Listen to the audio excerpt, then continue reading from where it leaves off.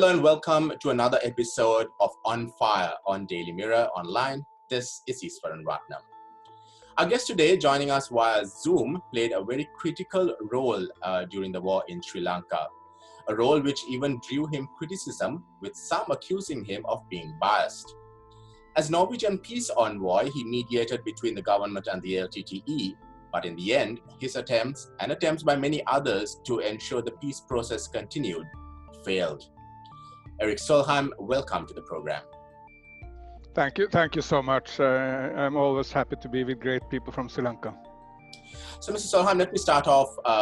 You played a very critical role, as I said earlier, in the Sri Lankan peace process. You were peace envoy, of course. And do you regret taking on that role, considering the criticism and accusations you faced at the latter part of your role as a peace negotiator? Look, Easwaran, this was one of the most bloody conflicts in modern times, killing tens of thousands of people. I mean, there are still so many people in Sri Lanka missing the loved ones. We had a soldier from a village in the south or a Tamil civilian in the north. People are missing, people were lost. So my regret is just that we didn't succeed, not that we did try. And the fact that we are attacked by extremists on both sides is not concerning to me. I mean, some Sinhalese chauvinists claim that I was too close to the LTT, in the pockets of the LTT and LTT lover. We heard all this. But also now some Tamil extremists in a mirror image claim that I was personally responsible for the defeat of the LTT, or that the Norwegians are to be blamed for the killings of Tamil civilians in the end phase of the war. Overall in the world, I think we should start blaming the warmongers, not those who try to make peace. I mean, peace is what the gods want from us, and peace is what the vast majority of Sinhalese Muslims and Tamils want in Sri Lanka. But was there a time when you were a peace negotiator where you felt that, enough was enough, there was too much criticism and you just couldn't handle it? Never ever, because what counted for us was not whether there were some people here and there who criticized. I mean, that's normal. But we had throughout the peace process the confidence of the parties, and of course those were the people who needed to make peace. We had the confidence of Prabakaran and Balasingam and the LTT leaders.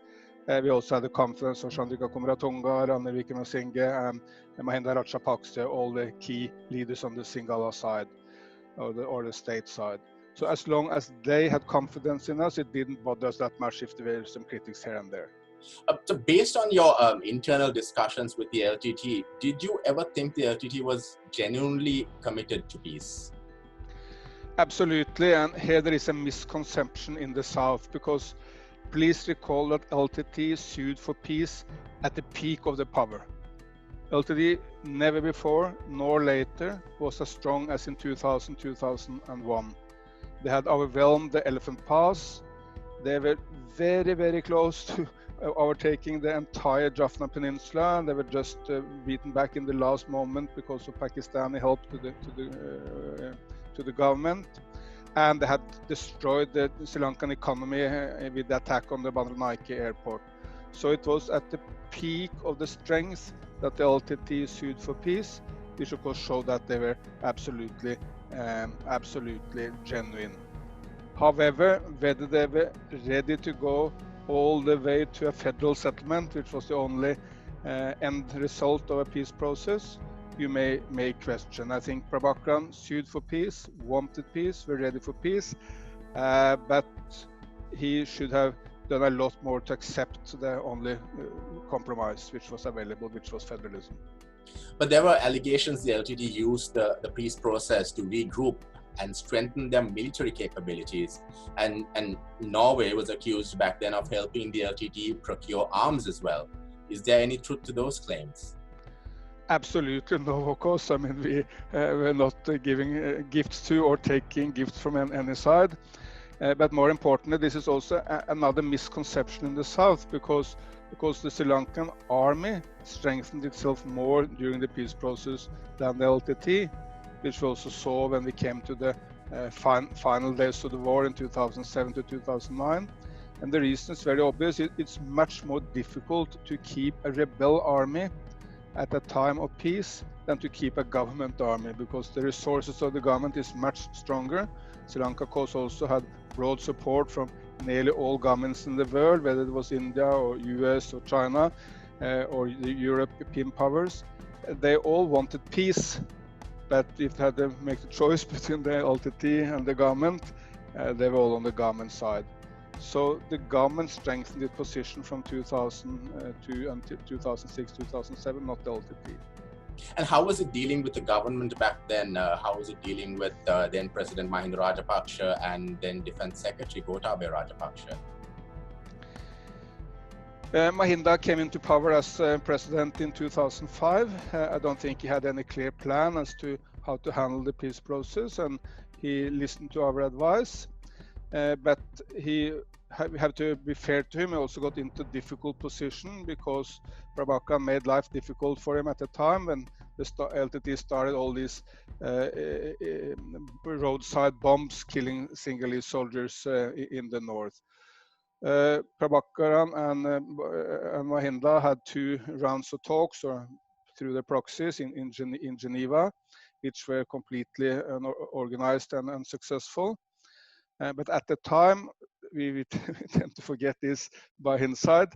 Mahinda told me that he was completely open to having a summit with Prabakaran, and that they would agree to LTT dominating the north as long as it was within one Sri Lanka.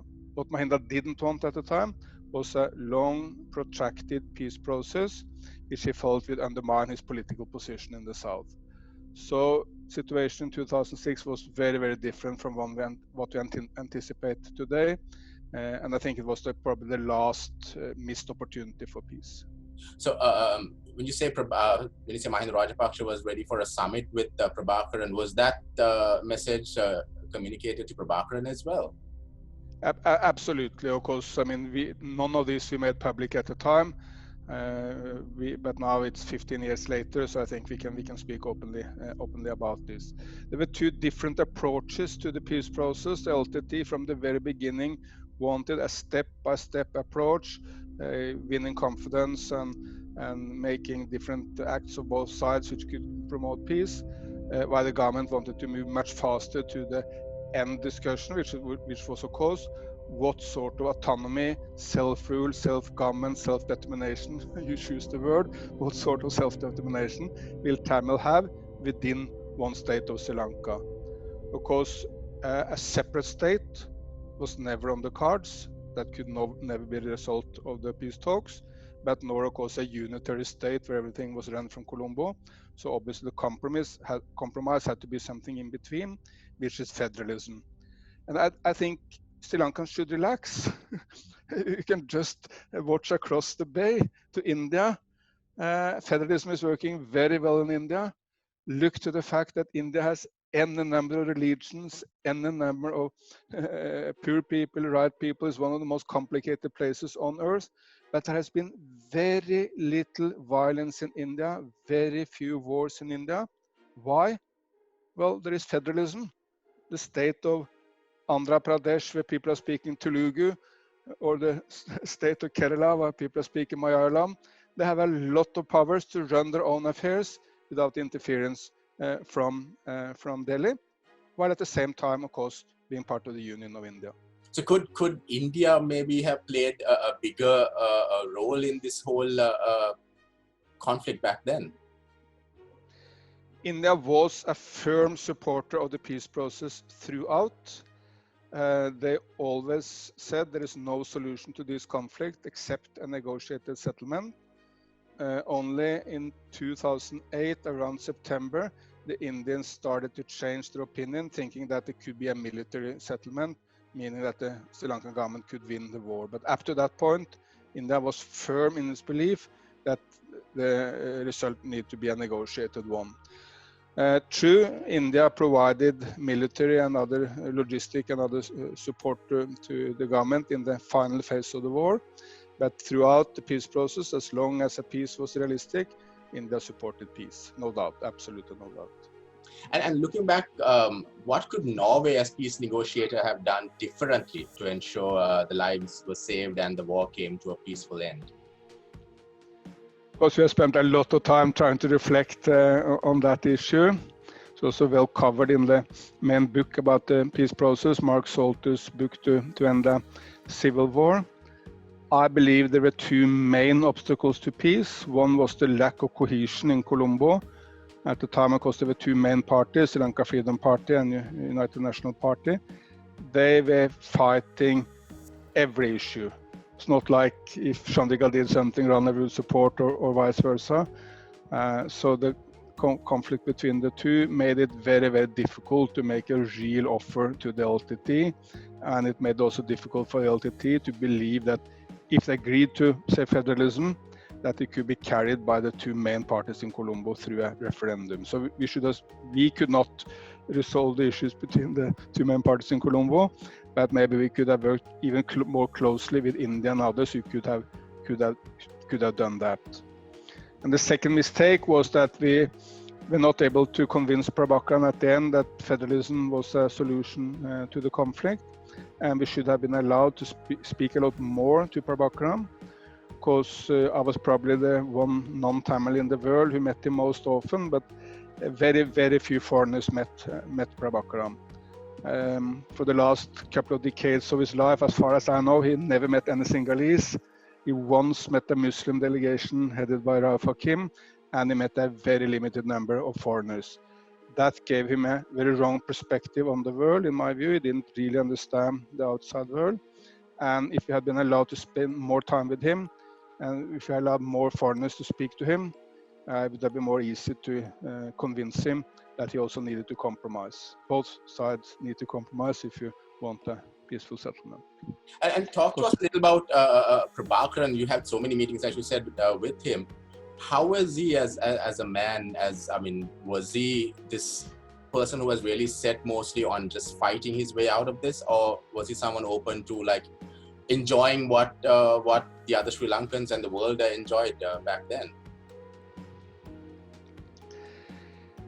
He, of course, was a masterful military leader for very long, until the last phase of the war.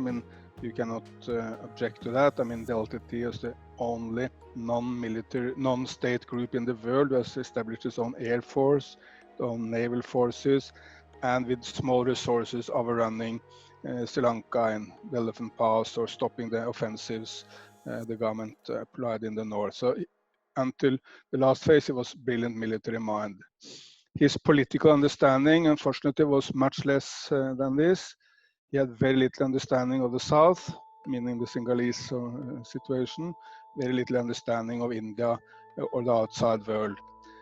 And many Tamils, unfortunately, coming, say, from the diaspora, gave him all the wrong advice, told him to be non-compromising and strict rather than finding ways out of the conflict. To his credit, he kept all his promises.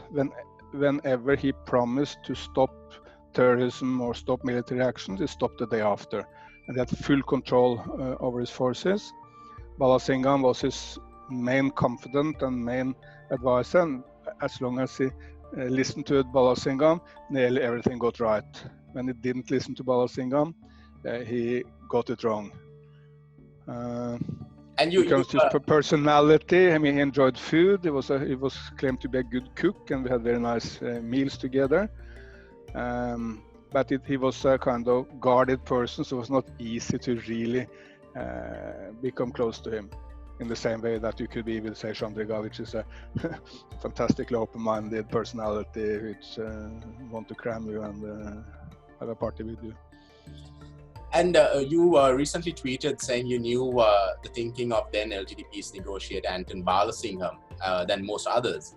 Had Balasingham ever revealed plans by the LTT to carry out terror attacks before the LTT actually implemented or executed those plans? Absolutely not, and for the obvious reason that Balasingham was never involved in the planning of military events or terrorist attacks. Balasingham was the civilian political advisor. He was the older brother of Prabakaran, basically the only person in the movement who was older than Prabakaran. And he gave very good advice on how to understand the South, how to understand the global context, how to go for peace.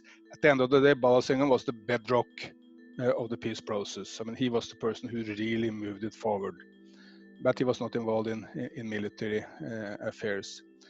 And if Prabakaran had listened to Balasingham, a lot would have been different. Balasingham told me that LTT may lose the east, it may even lose the north, because he objected to Balasingham's attempt, which of course was mirrored by Mahinda's, to go back to war. He thought the peace process should continue and the LTT should not attempt any new military overall strategy. So yeah, I mean, you have all these what ifs in history, but I'm sure if LTT had listened to Ballasingham's advice, Sri Lankan Tamils would have been in a much better position today. They would probably have enjoyed some kind of self-rule in the north within one Sri Lanka, and would have felt much more comfortable than most Tamils do today. And when and what was your last conversation with the LTT on the ground?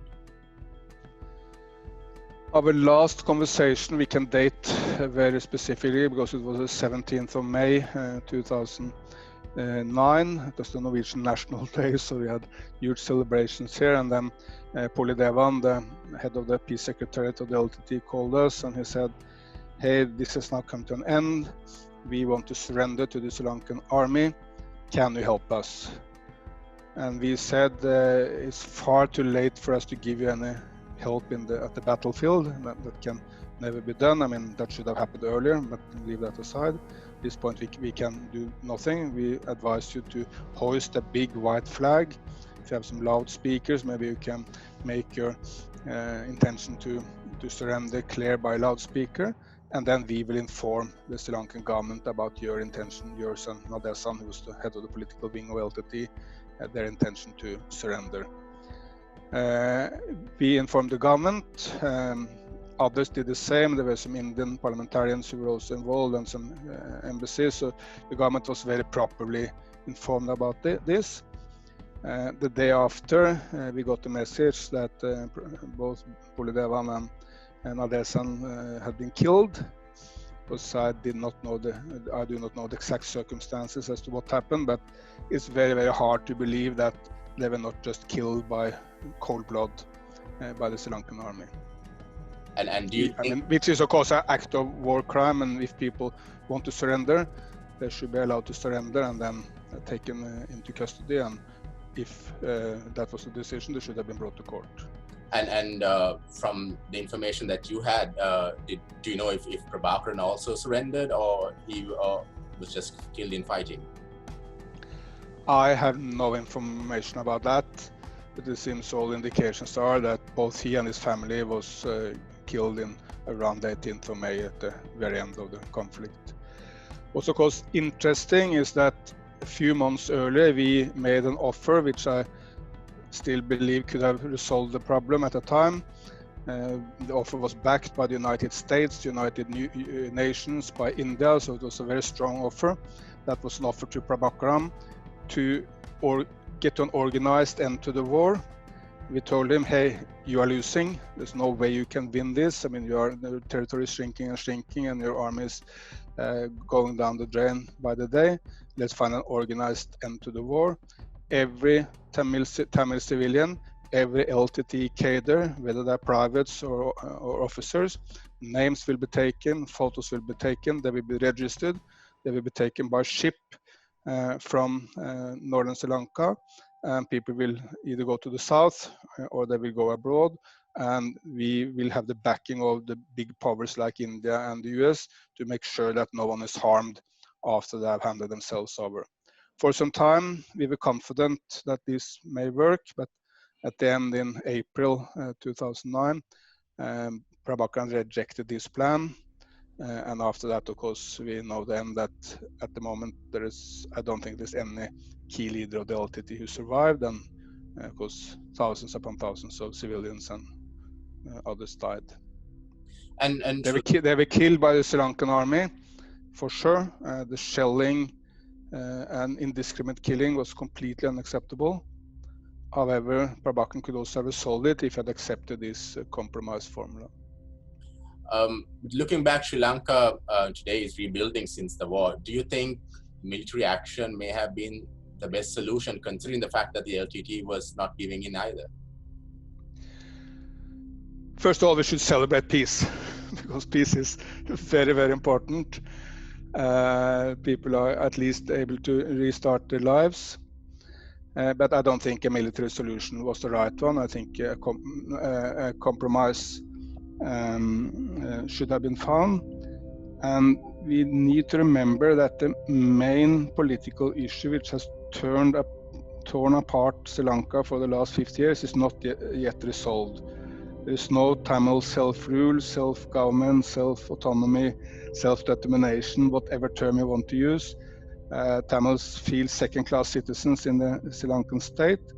This is often difficult to understand for Sinhalese because Sinhalese is the vast majority, and for them to understand what Sri Lanka look like from a Tamil or a Muslim perspective may be difficult. But at least now it's peace and looking forward. Sri Lanka need to develop economically. There's a lot of positives in Sri Lanka on education, health. I mean, it's have a high life expectancy and it's a beautiful place with a decent life. But of course, it needs to develop fast economically to catch up with places like, say, Singapore or China or the most successful states of India, whatever. And Sri Lanka need to find a way to make sure that the minority rights of Tamils and Muslims and their self-government within Sri Lanka is guaranteed. That did not come from the military victory. But it's not too late. The Rajapaksas now has an overwhelming majority in parliament, won a spectacular election victory. So no time is come for them to reach out to Tamils to find a lasting compromise. And I had spoken to a few members of the Sri Lanka monitoring mission and got a feel of how their mindset is since the end of the conflict. How has your state of mind been since giving up your role as peace negotiator? The most striking is, of course, the people you are missing. People who you were very close to for many years. On the government side, Lakshman Kadigamar, I cannot tell how many meetings I had with him, killed in 2005 by the Tigers. On the LTT side, Puli Devan, who was also always a very decent man who wanted to make peace, also killed. Because, as I said, Anton Balasingham was the bedrock of the peace process. He died by cancer, not by war wounds, but he was also a great man. Or Nilan Tirushelvan was killed by the Tigers. A great Tamil, didn't agree with LTT, but could have been a brilliant leader for a future Sri Lanka. So there are so many people I miss, and that's, I think, what I closest to my mind. And these are just a few examples. Of course, there are so many others. And in the past few years, you have been fighting to protect the environment. What drew you to take on a role of defender of the environment from defender of peace? Well, to me, these two are so much the same. If you look to what are the main issues on planet Earth in 2020, I believe basically there are three. We need to keep peace because we cannot continue killing each other. We need to protect the environment and Mother Earth. We cannot destroy it with pollution, make climate change, make different species go extinct. We should care for Mother Earth as we care for our own mother. And thirdly, it's development. There's still too many poor people on the planet who don't really know what to eat tomorrow or how they can get education for their children. But all these three come together. And the very good news is that we have now policies which are very good for development and for peace and for environment at the same time. Just as an example, we can shift from coal to solar energy and wind energy in all places. It's creating more jobs, better for the economy, while of course much kinder to Mother Earth at the same time. And do you see a future role for you in Sri Lanka? Not really. Of course, I will stay engaged with Sri Lanka for my entire life and hope to come back soon. If I called upon by anyone to help on the economy, on development, on environment, and a lot of people have contacted me on the environment, I'm happy to help because I have a big heart for Sri Lanka. And even if there are a few extremist Tamil or Sinhalese who don't like me, I'm confident because I got so many kind messages from the majority of Sri Lankans. I have many friends and I'm happy to help. I don't see any particular role. That's all the time we have for this program. Mr. Erik Solheim, thank you very much for joining us. Thank you so much for your interest.